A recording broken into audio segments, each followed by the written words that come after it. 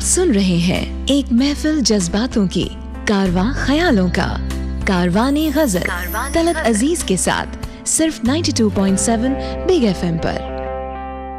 खुशामदीद, मैं हूं तलत अजीज, आपका मेज़बां, और ये है कारवाने गजल, फिर से आपकी खिदमत में 92.7 बिग एफएम पर। रजिया सुल्तान खयाम साहब की मौसीकी और लता जी की आवाज। लता जी तो आप जानते हैं लेजेंड है। ये गाना आपको इसलिए मैं सुनाना चाहता हूँ खास तौर पर आमिर खान साहब। आमिर खान जो हमारी फिल्म के एक्टर हैं, बहुत मशहूर स्टार हैं, उन्होंने लता जी से पूछा कि लता जी, आपके हिसाब से आपका कौन सा गाना है जो आपको हॉन्ट करता है। लता जी ने बगैर सोचे समझे बताया कि भाई ये जो गाना है ए दिले नादा, जो उन्होंने रजिया सुल्तान में गाया, उनके ख्याल से ये सबसे हॉन्टिंग मेलोडी उन्होंने गाई है, और वो ही मैं आपको सुनाना चाहता हूँ। उसमें और खास बातें हैं। क्या है इस कॉम्पोजिशन में? एक खास बात ये है कि खयाम साहब ने खामोशी को एक इंटरल्यूड जैसा बनाकर इस्तेमाल किया। आप समझ रहे हैं? जैसा कि ये गाना शुरू होता है ए दिले नादा, और साइलेंस है एकदम, और साइलेंस के बाद फिर आएगा ए दिले नादा, फिर साइलेंस। तो खामोशी का इस्तेमाल जो किया खयाम साहब ने, ये खास है। और इस पर एक मुझे बहुत खूबसूरत शेर खामोशी पर, शायर कहते हैं, ये शजी साहब हैं, ये हैदराबाद के जो निज़ाम थे उनके बेटे थे। शजी के नाम से वो लिखा करते थे शायरी, वो गजल बहुत मशहूर है शजी। उन्होंने लिखा कि इजहार तमन्ना मुश्किल है, इजहार तमन्ना मुश्किल है, ये महफिल उनकी महफिल है, गुफ्तार खामोशी के भी यहाँ आदाब सिखाए जाते हैं। गुफ्तार मतलब गुफ्तगू करने का जो कि उसकी रफ्तार, बात करने की रफ्तार। तो यहाँ कितनी खास बात है कि गुफ्तार खामोशी, कि खामोशी से गुफ्तगू करना, उसकी भी रफ्तार के आदाब सिखाए जाते हैं। खुशबू जैसे लोग मिले अफसाने में, एक पुराना खत खुला अनजाने में। क्या बात है। गुलाम अली साहब की गाई हुई गजल आपने सुनी, और आपको याद दिला दूं, आप वापस आ गए हैं कारवाने गजल में, और मैं हूं तलत अजीज 92.7 बिग एफएम पर। खत मतलब यादें भी होती है ना, खतूत जो हैं वो यादों के डिब्बे होते हैं मेरे हिसाब से।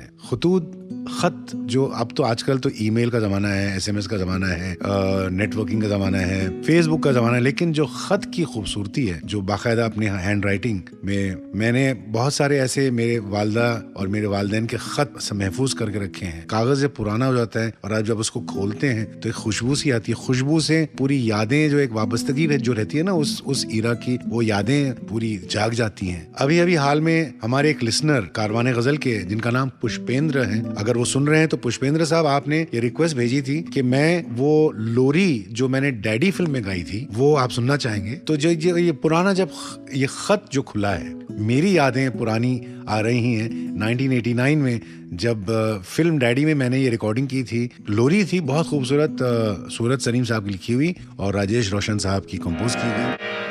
सपनों के घर की छत पे तारे, टॉफियों की दीवारों पे लटके गुब्बारे, हाथी घोड़े भालू शेर चीते सारे,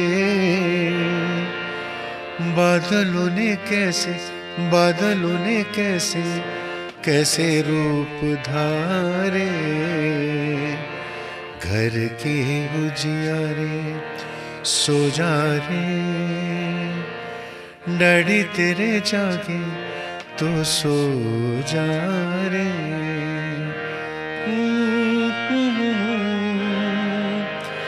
ला ला ला ला ला ला ला ला ला ला ला ला ला ला।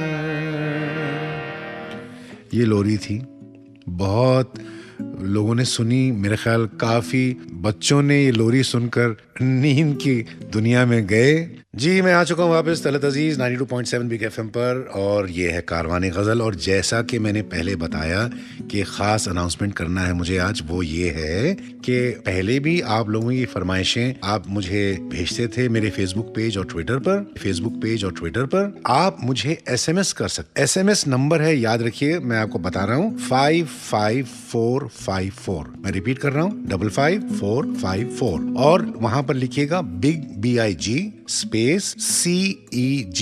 मैं आपको कॉल करूंगा और आपसे बातचीत होगी और आपकी जो रिक्वेस्ट होगी वो मैं इस शो में बजाऊंगा। बड़ी खुशी मुझे बात कह के, और मैं मुंतजिर रहूंगा इसका आपके SMS का। चलिए प्रोग्राम को आगे बढ़ाते हैं। और अब मैं अमीर मीनाई साहब, बहुत बड़े शायर, उनकी एक बहुत ही मशहूर गजल जगजीत सिंह साहब ने गाई है और काफी मशहूर है। 1974 की बात है ये। सरकती जाए है रुख से नकाब आहिस्ता आहिस्ता, सरकती जाए है।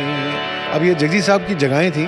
सरकती जाए है रुख से नकाब आहिस्ता आहिस्ता।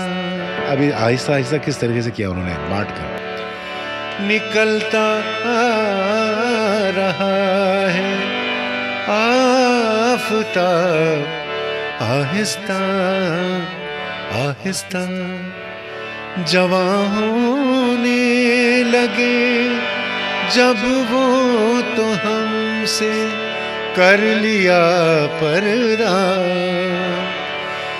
जवां होने लगे जब वो तो हमसे कर लिया पर्दा। हया, हया का मतलब शर्म। हया यकलख्त, यकलख्त मतलब अचानक। हया यकलख्त आई और शबाब आहिस्ता आहिस्ता। किसी पत्थर की मूरत से, वाह क्या बात है। महेंद्र कपूर साहब ने गाया था ये, बहुत खूबसूरत। लेकिन अब आपको जो मैं एक गाना सुना रहा हूँ, ये प्रोग्राम कारवाने गजल में, और आप जानते हैं कि मैं हूँ तलत अजीज और ये है 92.7 big FM। It is one of my favourite songs. Madan Mohan साहब का कॉम्पोजिशन है और लता जी की आवाज आप सब जानते हैं, फेमस है। लेकिन जो कॉम्पोजिशन है, जिस तरीके से लता जी ने गाया, आई थिंक आउटस्टैंडिंग वर्क। तो ये गाना जो है, लग जा गले, लग जा गले के फिर ये हंसी रात हो न हो, शायद फिर इस जन्म में मुलाकात हो न हो।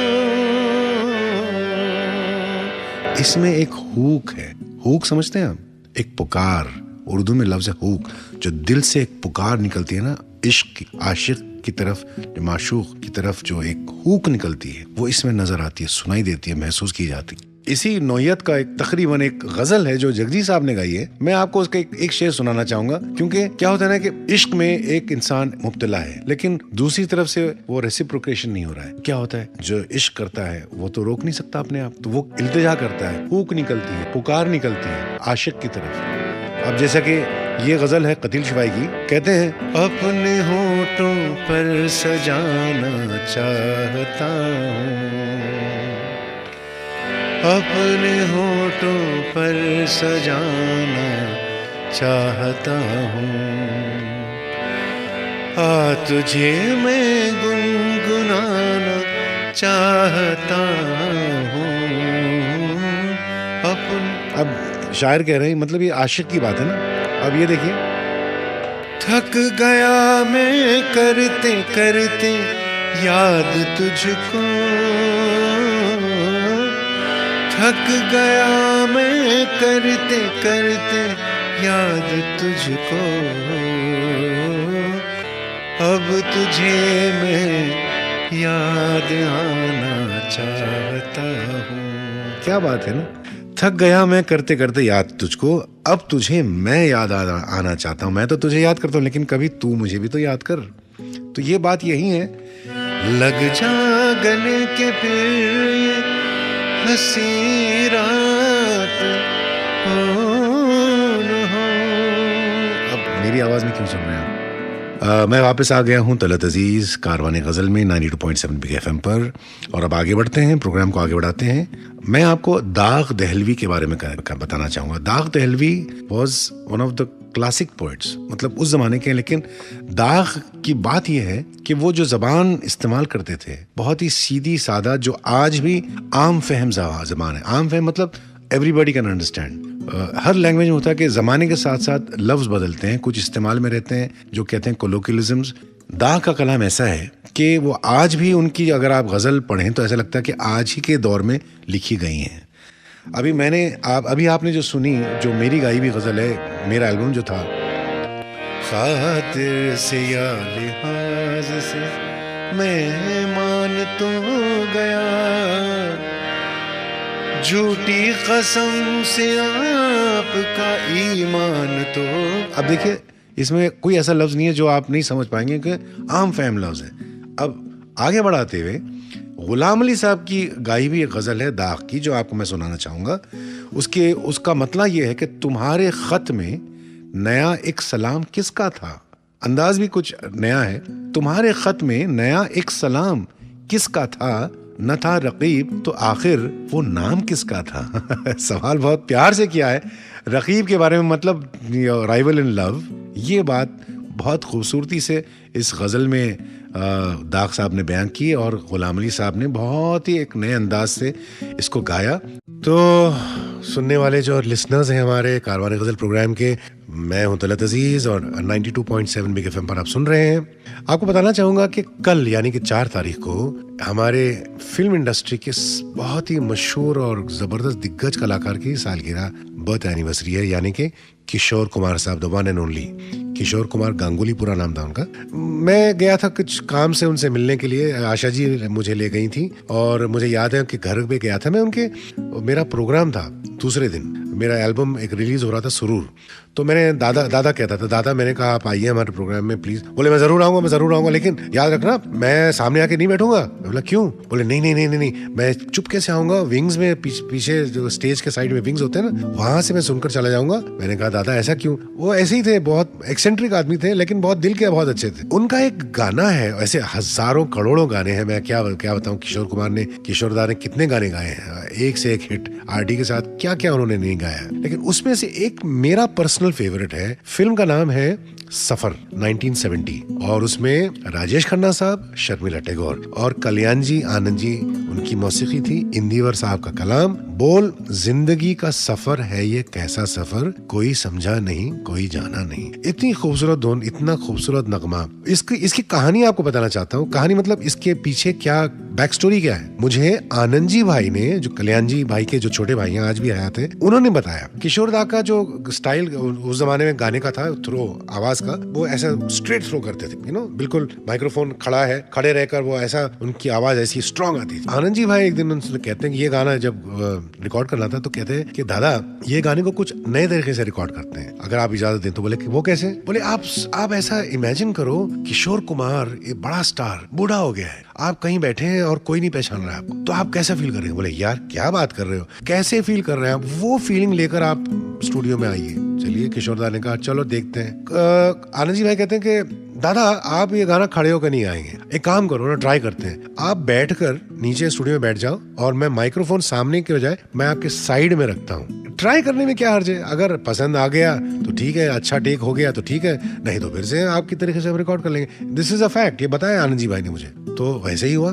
तो किशोर दा नीचे बैठे और माइक्रोफोन आनंद जी भाई ने थोड़ा साइड में क्रॉस में रख दिया, और जब वो रिकॉर्डिंग टेक खत्म हो चुका, जब वो रिकॉर्डिंग बूथ में आए सुनने के लिए गाना, तो ये एग्जैक्ट वर्ड्स हैं। आनंद जी भाई ने बताया कि किशोर दा ने आनंद जी भाई से और कल्याण जी भाई से बोला ये किशोर कुमार गा रहा है। उनके लफ्ज थे, क्योंकि उसमें एक ऐसा टोन आ गया था, एक ऐसी फीलिंग आ गई थी जो गाने में वाजे है। अब मैं as a tribute to the great singer, मैंने ये गाना अपनी आवाज में रिकॉर्ड किया अपने स्टूडियो में, ऐसे ही एक खराज अकीदत की तरह। तो मैं चाहूंगा इजाजत अगर आप दें, I would like to play this song, it is my favourite. मैंने धुन वही रखी है लेकिन थोड़े से मैंने अपने टचेस उसमें रखे हैं ताकि कुछ न कुछ तो मैं कंट्रीब्यूट करूं मेरे लिए।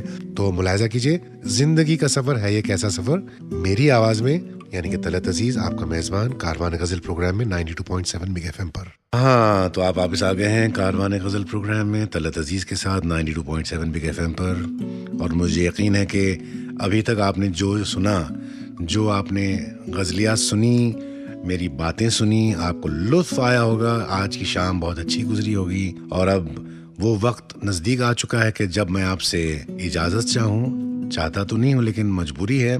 जाते जाते आपको बता दूं कि आप अगर मुझे रिक्वेस्ट भेजना चाहते हैं तो एक नया तरीका हमने ढूंढा है। आप मुझे इस नंबर पे SMS कीजिएगा। नंबर है 55454। रिपीट कर रहा हूँ, 55454। इस पर आप SMS कीजिए और उसमें SMS में लिखिएगा बिग BIG स्पेस। तो फिर मैं क्या करूंगा, आपको उस नंबर पे मैं फोन करके आपकी रिक्वेस्ट हम लेंगे और वो आपकी रिक्वेस्ट हम इस प्रोग्राम में बजाएंगे आपका नाम लेकर। और इसके अलावा अगर आप कोई कमेंट्स भेजना चाहते हैं तो एज यूजुअल आप मेरे फेसबुक पेज पर आप जैसा भेजते हैं इतने सारे लोग, वो भेजिएगा। और मेरा ट्विटर हैंडल आप जानते हैं @तलतअजीज2 यानी कि डिजिट 2, तो आप इसमें भेज सकते हैं। तो चलिए अब मैं जाते जाते आपको एक गज़ल सुनाना चाहता हूँ। बहुत खूबसूरत गज़ल है और ये भी बाय द वे एक रिक्वेस्ट है, हमारे लिसनर हैं, उनका नाम है नीलिमा जी, नीलिमा मंदार। तो ये रिक्वेस्ट मैं उनकी पूरी कर रहा हूँ। ये मेरा एल्बम था शाहकार 96 में और उसमें ये गज़ल थी, चाहत में क्या दुनियादारी, इश्क में कैसी मजबूरी। चाहत में क्या दुनियादारी, इश्क में कैसी मजबूरी, लोगों का क्या समझाने दो उनकी अपनी मजबूरी, रोक सको तो पहली बारिश की बूंदों को तुम रोको, रोक सको तो पहली बारिश की तुम बूंदों को रोको, कच्ची मिट्टी तो महकेगी, कच्ची मिट्टी तो महकेगी, ये मिट्टी की मजबूरी। क्या बात है, कच्ची मिट्टी जो होती है उसकी जो महक होती है वो खूबसूरत महक होती है, आप दुनिया की कोई ताकत उसे रोक नहीं सकती, है ना। चलिए, तलत अजीज आपसे इजाजत चाहता है आज शाम। और याद रखिएगा, अगर आप किसी वजह से ये प्रोग्राम मिस कर गए आज सुनना, तो अगले शनिचर को आप ये सुन सकते हैं 9 o'clock सेम वक्त 9 बजे रात में। इसका आप यही प्रोग्राम फिर से सुन सकते हैं। तब तक के लिए तलत अजीज आपसे इजाजत चाहता है और आप सबको नमस्कार, शब खैर, खुदा हाफिज, good night and have a very beautiful week. अगला जो हफ्ता आपका, अगला जो वीक आएगा बहुत अच्छा गुजरे आपका, यही दुआ लेकर मैं आपसे इजाजत चाहता हूँ। फ्रॉम कारवाने गजल, तलत अजीज, 92.7 बिग FM।